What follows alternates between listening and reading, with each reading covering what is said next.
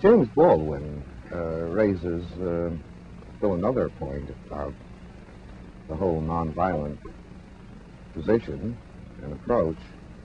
He does not reject it in the ways that Malcolm X does, but he raises the question of whether it will be possible to contain the Negro people within this framework of nonviolence if we continue to have more of the kinds of demonstrations that we had in Birmingham. Well, I think these brutal methods used by the Birmingham police force and other police forces will naturally arouse the ire of Negroes, and I think there is the danger that some will be so aroused that they will retaliate with violence.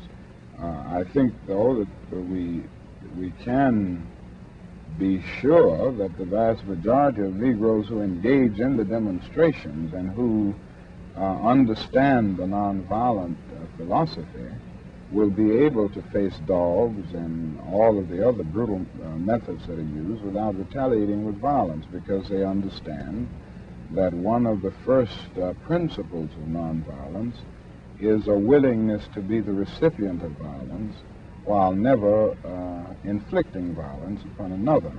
And none of the demonstrators in Birmingham engaged in aggressive or retaliatory violence. It was always someone on the sideline who had never been in the demonstrations and probably not in the mass meetings and had never been in a nonviolent workshop.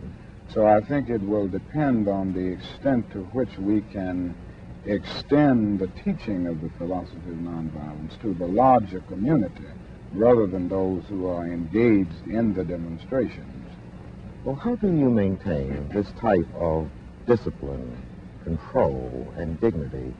We do a great deal in terms of teaching both the theoretical aspects of nonviolence as well as the practical application.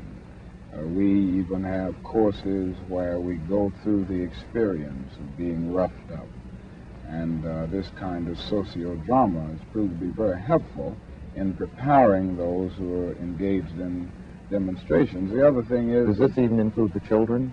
Yes, it includes the children. In Birmingham, where we had several young we had some as young as 7 years old to participate in the demonstrations, and they were in the workshops. In fact, none of them went out for a march.